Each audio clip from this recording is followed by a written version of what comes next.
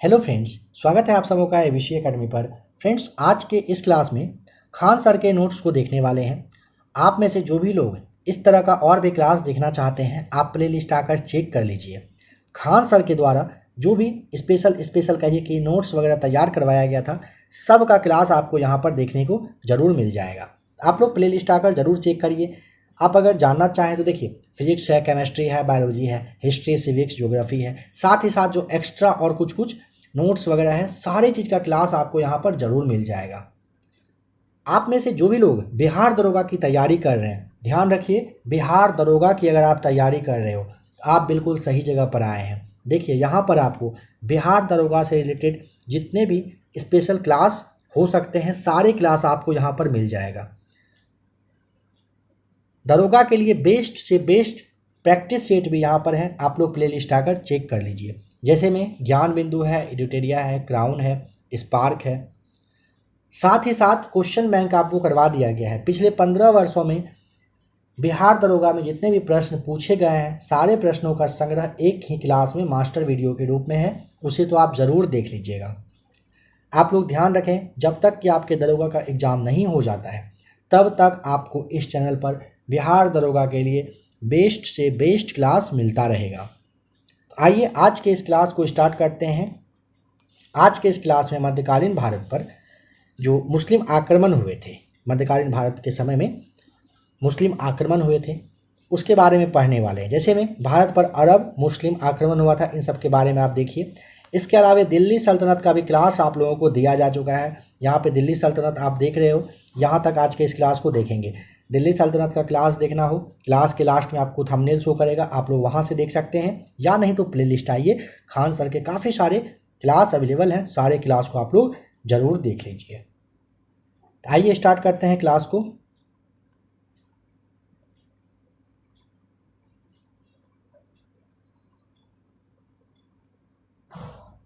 भारत पर अरब मुस्लिम आक्रमण।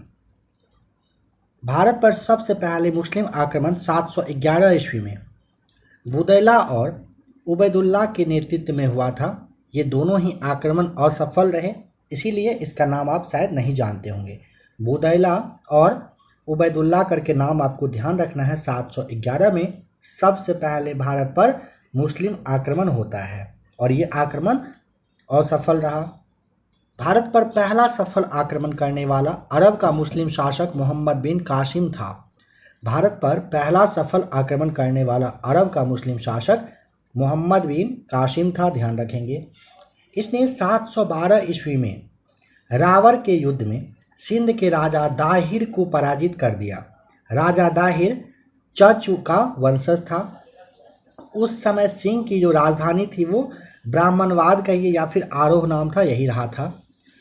देखिए, 712 में रावर के युद्ध में, कहाँ के रावर के युद्ध में सिंध के राजा का नाम था दाहिर, दाहिर को पराजित कर देता है। राजा दाहिर जो है चच का वंशज था। उस समय सिंध की राजधानी पूछा जाता है, सिंध के ही राजा दाहिर थे ना, इसकी जो राजधानी थी ये ब्राह्मणवाद कहिए या फिर इसे आप आरोह कह सकते हैं, इसी नाम से इसकी राजधानी जानी जाती थी। अरबों के सिंध विजय का प्रमाण चचनामा, जिसे आप फतहनामा के नाम से जानते हैं, नामक ग्रंथ में मिलता है, जिसकी की रचना अली अहमद ने किया था। इस पुस्तक की अरबी भाषा में रचना अबू मुआसिर के द्वारा किया गया था। यहाँ पे सवाल बनता है, जो अरबों की सिंध विजय का जो प्रमाण है, प्रूफ है, कहाँ से मिलता है? चचनामा या फिर इसे आप फतहनामा कहते हैं, नामक ग्रंथ से पता चलता है। अब इसकी रचना किसने किया था चचनामा का? तो अली अहमद के द्वारा किया गया था। इस पुस्तक की अरबी भाषा में रचना अगर पूछेगा तो अब अबू मुआसिर के द्वारा किया गया था। इसका भारत पर आक्रमण करने का उद्देश्य धन दौलत लूटना और इस्लाम धर्म का प्रचार करना था, न कि राज्य विस्तार करना। राज्य वगैरह का विस्तार करने का कोई लोगों का उद्देश्य नहीं था, बस क्या था, धन वगैरह लूट लेना और इस्लाम धर्म का प्रचार करना। आ जाइए अब मोहम्मद बिन कासिम पर। मोहम्मद बिन कासिम ने 713 ईस्वी में मुल्तान को जीत लिया और यहाँ से उसे इतना अधिक सोने का भंडार मिला कि मुल्तान को इतिहास में स्वर्ण नगरी कहा जाने लगा था। मोहम्मद बिन कासिम 713 ईस्वी में मुल्तान पर विजय प्राप्त करता है और इतना ज़्यादा सोने का भंडार इसको मिलता है, लेकर जाता है ना, स्वर्ण नगरी के नाम से इसे जाने जाने लगा था। इसने जीते हुए क्षेत्र की राजधानी अलमंसूरा को बनाया था। इसने जीता हुआ जो क्षेत्र था, एरिया था, उसकी राजधानी पूछा जाता है अलमसूरा को बना लिया था। मोहम्मद बिन कासिम के आक्रमण के फलस्वरूप अरबी संस्कृति को भारतीयों ने और कुछ भारतीय संस्कृति को अरब वासियों ने अपना लिया था। अरब और हिंदू संस्कृति के मिश्रण के परिणाम स्वरूप अरब वासियों ने भारत से खगोल शास्त्र, अंकगणित, चिकित्सा शास्त्र और दर्शन के क्षेत्र में बहुत कुछ सीखा और इसका प्रचार प्रसार पूरे कहाँ पर, यूरोप में किया। सबसे पहले अरबवासी, जिसमें कि मुस्लिम के बारे में कहा जा रहा है, इन्होंने भारतीयों को हिंदू कहकर संबोधित किया था और इस देश का नाम हिंदुस्तान कहा गया था। सबसे पहले अरबवासी जो कि मुस्लिम थे, इन्होंने भारतीयों को हिंदू कहकर संबोधित किया और इस देश का नाम हिंदुस्तान इसी से पड़ा। अरब आक्रमण के फलस्वरूप भारत में पर्दा प्रथा का तीव्र गति से विकास हुआ। इसके साथ ही जजिया, जकात और खराज जो भू राजस्व कर हुआ करता था, इसके बारे में जानकारी इससे प्राप्त होती है। मोहम्मद बिन कासिम ने भारत में सबसे पहले जजिया कर लगाया था। सबसे पहले भारत में पूछेगा जजिया कर की शुरुआत मोहम्मद बिन कासिम ने ही किया था।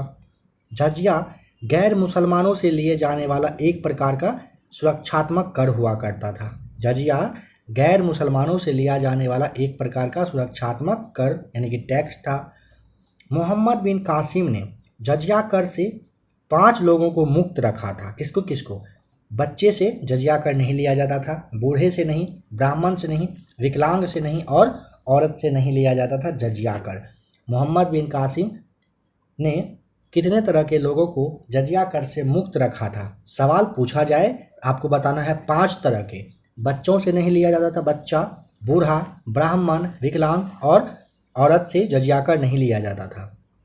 फिरोज शाह तुगलक ने ब्राह्मणों पर भी जजिया कर लगा दिया था। फिरोज शाह तुगलक ने ब्राह्मणों पर भी जजिया कर लगा दिया था। इसका क्लास आपको दिया जा चुका है, आप लोग उसे भी देख लीजिएगा। मुगल बादशाह अकबर ने 1564 ईस्वी में जजिया कर को समाप्त कर दिया था। औरंगजेब ने फिर से 1679 ईस्वी में जजिया कर लगा दिया था। मुगल बादशाह अकबर 1564 में जजिया कर की समाप्ति कर देता है। औरंगजेब ने 1679 में यानी कि 1679 में फिर से जजिया कर स्टार्ट करता है। नोट करने वाली बात है, एकमात्र मुगल बादशाह औरंगजेब ने अंग्रेज़ों से भी जजिया कर वसूला था। एकमात्र मुगल बादशाह जो अंग्रेज़ों सबसे भी जजिया कर लिया था, जजिया टैक्स लिया गया था, उसका नाम है औरंगजेब।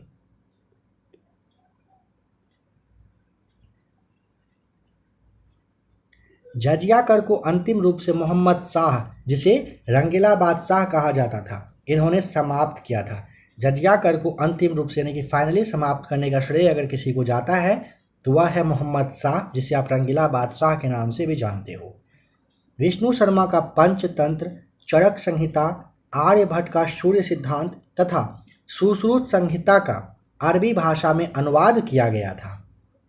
अरबी भाषा में किसका किसका? विष्णु शर्मा के द्वारा आपको पता है पंचतंत्र, फिर आप ले लीजिए चरक संहिता, आर्यभट्ट का सूर्य सिद्धांत, सुश्रुत संहिता, इन सब का अरबी भाषा में अनुवाद किया गया था। अरबों ने सिंध में ऊंट पालने की प्रथा तथा खजूर की खेती की शुरुआत की थी। अरब के द्वारा ही सिंध में, कहाँ पर? सिंध प्रांत में ऊंट पालने की प्रथा स्टार्ट की गई थी। साथ ही साथ खजूर की भी खेती का शुरुआत इन्होंने किया था अरबों ने। चचनामा, जिसके बारे में आपने थोड़ी देर पहले देखा था, चचनामा ग्रंथ के अनुसार सुलेमान के आदेश पर मोहम्मद बिन कासिम की हत्या करवा दी गई थी। चचनामा ग्रंथ के अनुसार सुलेमान के आदेश पर मोहम्मद बिन कासिम की हत्या करवा दी गई थी। अब भारत पर जो तुर्क आक्रमण हुए हैं उसे समझते हैं। भारत में मुस्लिम सत्ता की स्थापना का श्रेय तुर्कों को जाता है। तुर्क चीन की उत्तरी पश्चिम सीमाओं पर निवास करने वाले एक लड़ाकू और बर्बर जाति था, जो कि उमैया वंशी शासकों के संपर्क में आने के बाद इस्लाम धर्म अपना लिया था। उनका उद्देश्य एक विशाल मुस्लिम साम्राज्य स्थापित करना था। अल्पतगीन अफगान प्रदेश में गजनवी साम्राज्य की स्थापना किया था। अल्पतगीन अफगान प्रदेश में गजनवी साम्राज्य की स्थापना किया था। भारत पर पहला तुर्क आक्रमणकारी अगर पूछे तो सुबुक्तगीन था। भारत पर पहला तुर्क आक्रमणकारी का नाम सुबुक्तगीन था। सुबुक्तगीन अल्पतगीन का गुलाम था, जो बाद में अल्पतगीन का दामाद बन गया था। इसने 986 ईस्वी में हिंदू शाही वंश के शासक जयपाल को पेशावर में पराजित कर दिया। अब आ जाइए महमूद गजनवी पर। सुबक्तगीन का जो पुत्र था यह महमूद गजनवी था, यानी कि महमूद गजनवी के पिता का नाम पूछेगा तो आपको सुबक्तगीन बताना है, जो कि अफगान के गजनी का रहने वाला था। महमूद गजनवी 998 ईस्वी में गद्दी पर बैठा। महमूद गजनवी, यहाँ पे पिक्चर है देख लीजिए, 998 ईस्वी में कहाँ पर बैठा? गद्दी पर बैठा। इसने 1000 से लेकर के 1027 ईस्वी के बीच में कुल 17 बार कैरक आक्रमण किए। समझते हैं इसे। इसने मध्य एशिया में एक बड़े साम्राज्य की स्थापना के लिए धन प्राप्त करने के उद्देश्य से भारत पर आक्रमण किया। इसने मध्य एशिया में एक बड़े साम्राज्य पर स्थापना करने के लिए धन प्राप्त करने के उद्देश्य से यह भारत पर आक्रमण करता है। इसने 1001 ईस्वी में पंजाब के हिंदू शाही वंश के ऊपर आक्रमण किया। उस समय इसकी राजधानी वहिंद थी और उस समय वहाँ के शासक जयपाल थे। जयपाल एकमात्र शासक है जो पराजित होने पर आत्महत्या कर लिया। इसने पुनः 1008 ईस्वी में नगर कोट पर हमला किया और ज्वालामुखी मंदिर को तोड़कर उसके अवशेष को गजनी ले जाकर मस्जिद सीढ़ियों में फेंक दिया। महमूद गजनवी को बूत सीकन यानी कि मूर्ति भंजक के नाम से भी जाना जाता है। भारत में महमूद गजनवी का सर्वाधिक महत्वपूर्ण अभियान 1025 से 26 ईस्वी में सोमनाथ मंदिर, जो कि गुजरात के सौराष्ट्र प्रांत में था, यहाँ पर आक्रमण करना था। और उस समय वहाँ का शासक यानी कि सोमनाथ मंदिर का जो एरिया था सौराष्ट्र प्रांत, वहाँ पर का जो उस वक्त जो शासक थे उसका नाम था भीम प्रथम।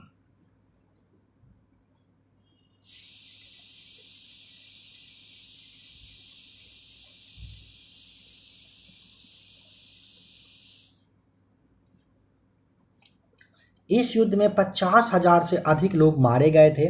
महमूद इस मंदिर को पूर्णतः नष्ट कर दिया तथा इसकी कुल संपत्ति को लेकर सिंध के रेगिस्तान से वापस लौट गया। 1027 ईस्वी में इसने जाट के विरुद्ध अपना अंतिम आक्रमण किया और उन्हें पराजित कर दिया, क्योंकि सोमनाथ को लूट कर वापस जाते समय महमूद को जाटों ने क्षति पहुंचाई थी, तो उनसे भी आकर के भिड़ गए और उन्हें भी पराजित कर ही दिया। महमूद गजनवी का सेनापति का नाम अजाय सुल्तान, याद रखिएगा। महमूद गजनवी का सेनापति का नाम अजाय सुल्तान था, काफ़ी इंपॉर्टेंट है। फारूकी, उतबी, फिरदौसी और अलबरूनी जैसे विद्वान गजनवी के दरबार में ही रहा करते थे। फारूकी, उतबी, फिरदौसी और अलबरूनी काफ़ी विद्वान थे और ये गजनवी के दरबार में रहा करते थे। उतबी ने किताब उल यामिनी की रचना की थी। फिरदौसी ने शाहनामा लिखा, जबकि अलबरूनी ने किताब उल हिंद यानी कि जिसे आप तहकीक ए हिंद के नाम से भी जानते हो, ये इसके द्वारा लिखा गया था। अलबरूनी इतिहासकार, दार्शनिक और संगीतज्ञ था तथा इसका वास्तविक नाम अबू रेहान मोहम्मद बिन अहमद था। अलबरूनी इतिहासकार, दार्शनिक और संगीतज्ञ था तथा इसका जो वास्तविक नाम है ये क्या था? अबू रेहान मोहम्मद बिन अहमद। चांदी के सिक्के पर संस्कृत मुद्रा लेख गजनवी ने ही प्रारंभ किया था। चांदी के सिक्के पर ना संस्कृत में जो मुद्रा लेख है ये किसके द्वारा? गजनवी के द्वारा शुरुआत इसकी की गई थी, जिसके एक तरफ अरबी भाषा तथा दूसरी तरफ संस्कृत भाषा का प्रयोग किया गया था। महमूद गजनवी को बगदाद के खलीफा अल कादिर बिल्लाह ने सुल्तान कहकर संबोधित किया था। खलीफा ने इसको यामिन उद दौला और यामिन उद बिल्लाह की उपाधि से सम्मानित कर दिया था। वर्ष 1030 ईस्वी में महमूद गजनवी का असाध्य रोग, जिसे मलेरिया के नाम से आप जानते हो, इसमें मृत्यु हो जाती है। महमूद गजनवी की मृत्यु होती है 1030 ईस्वी में मलेरिया की वजह से। तुर्क आक्रमण का दूसरा चरण मोहम्मद गोरी को समझिए। तुर्क एक जनजाति थी जो अफगानिस्तान के क्षेत्र के एरिया में रहा करता था, ठीक है। तुर्क एक जनजाति थी जो अफगानिस्तान के क्षेत्र की थी। इसके दूसरे चरण का नेतृत्व मोहम्मद गोरी ने किया था। इसका पूरा नाम मोहम्मद गोरी या मोइनुद्दीन मोहम्मद बिन साम, यानी कि जिसे आप शहाबुद्दीन के भी नाम से जानते हो, यही था। यह रहा मोहम्मद गोरी का फोटो पिक्चर, देखिए समझिए। इसका पूरा नाम मोहम्मद गोरी या मुइजुद्दीन मोहम्मद बिन साम, जिसे आप शहाबुद्दीन के भी नाम से जानते हैं। इसे गौर वंश का मोहम्मद भी कहा जाता है। 1173 ईस्वी में मोहम्मद गोरी गौर प्रदेश का शासक बनता है। 1173 में मोहम्मद गोरी गौर प्रदेश का क्या होता है, शासक बनता है। फिर 75 में ये मुल्तान और सिंध पर ये आक्रमण करता है। वर्ष 1175 में इसने मुल्तान और सिंध पर आक्रमण किया। 1178 में इसने पाटन, जो कि गुजरात में पड़ता है, यहाँ पर आक्रमण किया। किंतु वहाँ के शासक भीम द्वितीय जो थे, इन्होंने माउंट आबू पर इसे बुरी तरह से पराजित किया। यह तुर्क आक्रमणकारियों की पहली पराजय थी। 1178 में पाटन गुजरात में इसके द्वारा आक्रमण किया जाता है, लेकिन वहाँ पे काफ़ी शक्तिशाली शासक थे जिसका के नाम था भीम सेकेंड। इन्होंने माउंट आबू पर इसे खतरनाक तरीके से हरा देता है। तुर्क आक्रमणकारियों का पहला पराजय पूछेगा 1178 में हुआ था। मोहम्मद गोरी ने एक साल के बाद फिर से पेशावर, फिर 1181 में लाहौर और 1185 में सियालकोट को फिर से जीत लिया। मोहम्मद गोरी ने 1179 में पेशावर, 81 में लाहौर और 85 में सियालकोट को जीता था। मोहम्मद गोरी लाहौर तथा उसके आसपास के क्षेत्रों को जीतता गया। इसने लाहौर को केंद्र भी बना लिया था, ध्यान रखेंगे।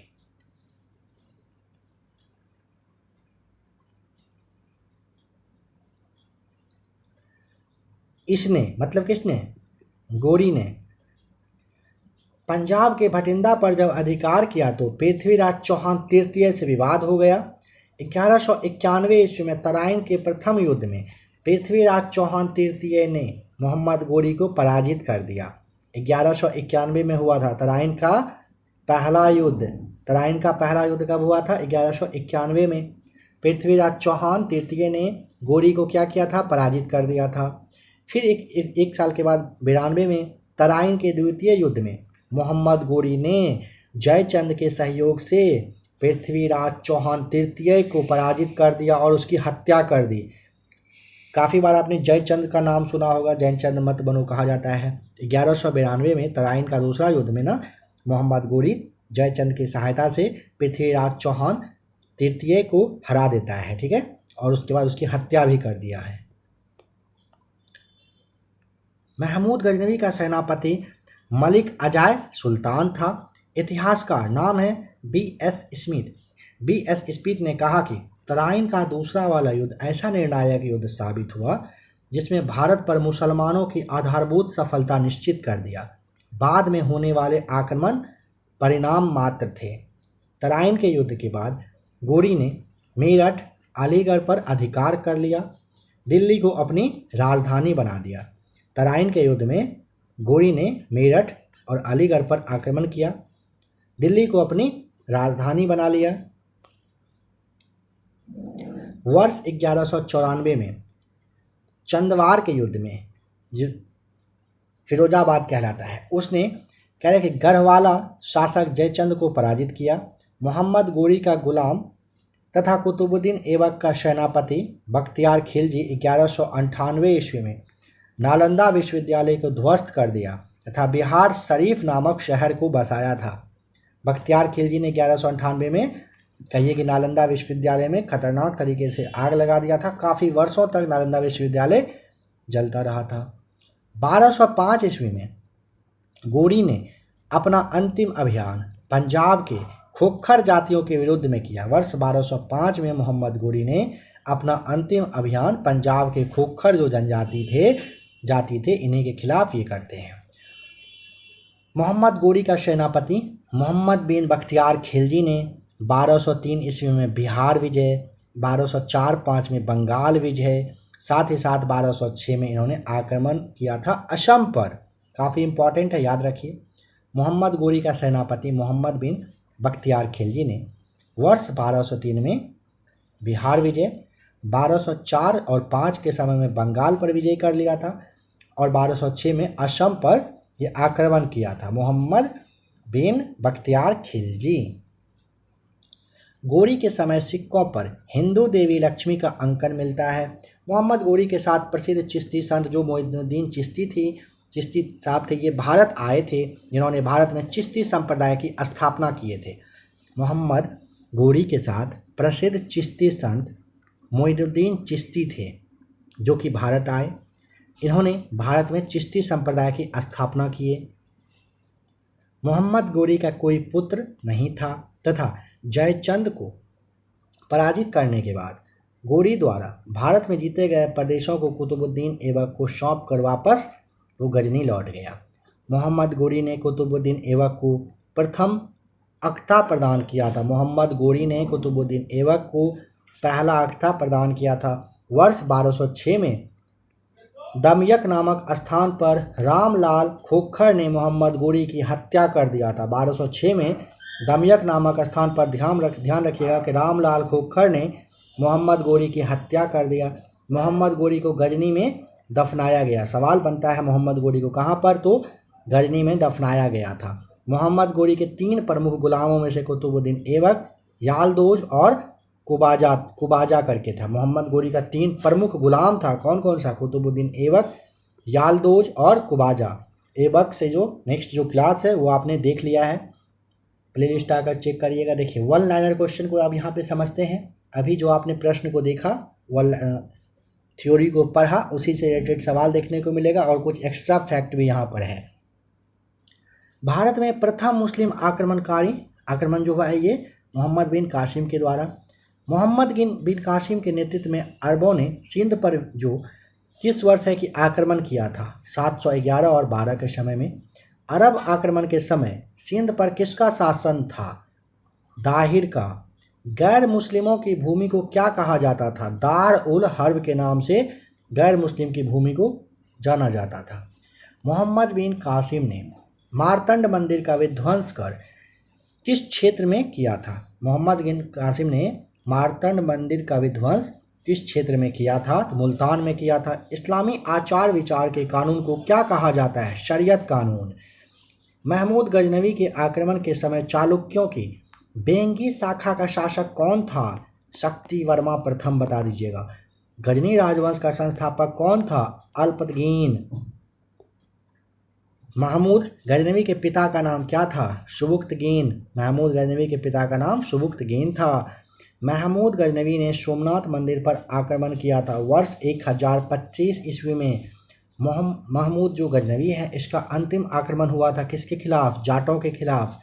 महमूद गजनवी का दरबारी इतिहासकार का नाम है उत्बी। महमूद गजनवी के साथ भारत आने वाला प्रसिद्ध विद्वान और इतिहासकार का नाम है अलबरूनी। पुराणों का अध्ययन करने वाला प्रथम मुसलमान था अलबरूनी। मोहम्मद गोरी ने जयचंद को पराजित कर दिया था चंदावर के युद्ध में 1194 में। मोहम्मद गोरी को सबसे पहले पराजित किया था भीम द्वितीय ने, या फिर आप इसे मूल राज द्वितीय के भी नाम से जानते हैं। मोहम्मद गोरी को सबसे पहले पराजित किसने किया था? भीम द्वितीय, या फिर आप मूल राज द्वितीय कहिए।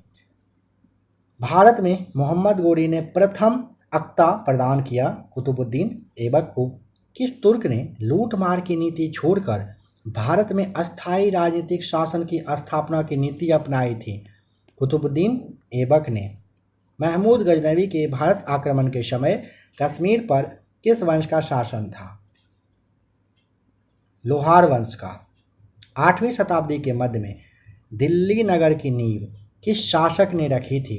तोमर शासक अनंगपाल ने। 8वीं शताब्दी के मध्य में दिल्ली नगर की जो नींव है किसने रखा था? तोमर शासक अनंगपाल ने। महमूद गजनवी ने भारत में अपना अंतिम अभियान 1027 ईस्वी में किसके विरुद्ध में किया था? गुजरात के जाटों के विरुद्ध में। बगदाद के खलीफा द्वारा मुस्लिम शासकों को इस्लाम के रक्षक के रूप में कौन सी उपाधि प्रदान की जाती है? अमीन उल मिल्लत करके है दिया जाता था।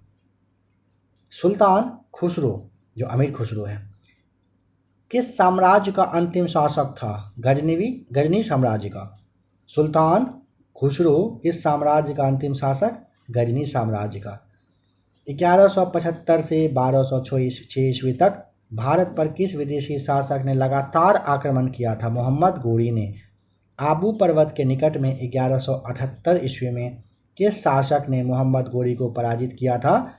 मूलराज ने। मोहम्मद गोरी के आक्रमण के समय अनिलवाड़ा का शासक का नाम? भीमदेव बताइएगा। मोहम्मद गोरी के आक्रमण के समय अहिलवाड़ा का जो शासक है इसका नाम है भीमदेव। मोहम्मद गोरी ने जयचंद को पराजित किया था चंदावर के युद्ध में 1194 में। तराइन का पहला युद्ध हुआ था गोरी और पृथ्वीराज चौहान के बीच में 1191 में। तराइन थानेश्वर से कितनी दूरी पर स्थित है? 14 मील की दूरी पर है तराइन स्थित है। किस युद्ध के बाद कोई भी भारतीय शक्ति मुसलमानों का प्रतिकार करने की स्थिति में नहीं रहा? तराइन का जो दूसरा वाला युद्ध था इसके बाद। पृथ्वीराज चौहान के विरुद्ध मोहम्मद गोरी की सहायता करने के कारण किस शासक को देशद्रोही की संज्ञा दी गई थी? कन्नौज के जो जयचंद थे इसी को। पृथ्वीराज चौहान के विरुद्ध में ना मोहम्मद गोरी की सहायता कौन किए थे? जयचंद किए थे, अभी आपने देखा था। गौर लौटते समय 15 मार्च 1206 ईस्वी को किसने मोहम्मद गोरी की हत्या कर दी? शिया विद्रोहियों ने। महमूद गजनवी ने 1000 ईस्वी से 1027 ईस्वी के बीच भारत पर कितनी बार आक्रमण किया था? 17 बार किया था। महमूद गजनवी के आक्रमण के समय उत्तर भारत की राजनीति की बागडोर किसके हाथों में थी? राजपूतों के। महमूद गजनवी के आक्रमण के समय उत्तर भारत की राजनीति की बागडोर किसके हाथ में थी? राजपूतों के हाथ में थी। अयूब रेहान मोहम्मद किस इतिहास प्रसिद्ध लेखक का वास्तविक नाम था? अल-बरूनी। महमूद गजनवी का सेना का नेतृत्व करने वाला हिंदू सेनापति का नाम तिलक था। महमूद गजनवी की सेना का नेतृत्व करने वाला हिंदू सेनापति का नाम तिलक था। सुल्तान की उपाधि धारण करने वाला पहला शासक का नाम? महमूद गजनी। मोहम्मद बिन कासिम ने किस वर्ग को जजिया कर से पूर्णतः मुक्त रखा था? ब्राह्मणों को। भारत पर पहली बार आक्रमण करने वाला कौन था? अरब। सोमनाथ के मंदिर पर 1025 ईस्वी में महमूद गजनवी के आक्रमण के समय गुजरात का शासक कौन था? भीमदेव प्रथम। हिंदू विधि का एक पुस्तक नाम है मिताक्षरा, काफ़ी फेमस पुस्तक है मिताक्षरा, विज्ञानेश्वर के द्वारा यह लिखित पुस्तक है। किस नाटक के कुछ अंश 2.5 दिन का झोपड़ा मस्जिद के दीवारों पर अंकित है? हरिकेली आपको बताना है। हरिकेली नाटक का कुछ अंश है जो 2.5 दिन का झोपड़ा पर ये दीवार पर जो है अंकित है, मतलब आपको वहाँ पर देखने को मिलेगा। जैसा कि यहाँ पर आप दिल्ली सल्तनत देख रहे हो, इसका क्लास आप लोगों को दिया जा चुका है। आप में से जो भी लोग नए हो, अगर आप इस तरह का और भी क्लास देखना चाहते हो, शुरुआत में ही आपको सारी बातें बता दी गई थी, प्लेलिस्ट आकर चेक कर लीजिएगा। अगर क्लास अच्छा लगा होगा तो आप जम के वीडियो को आप लाइक कर दीजिए।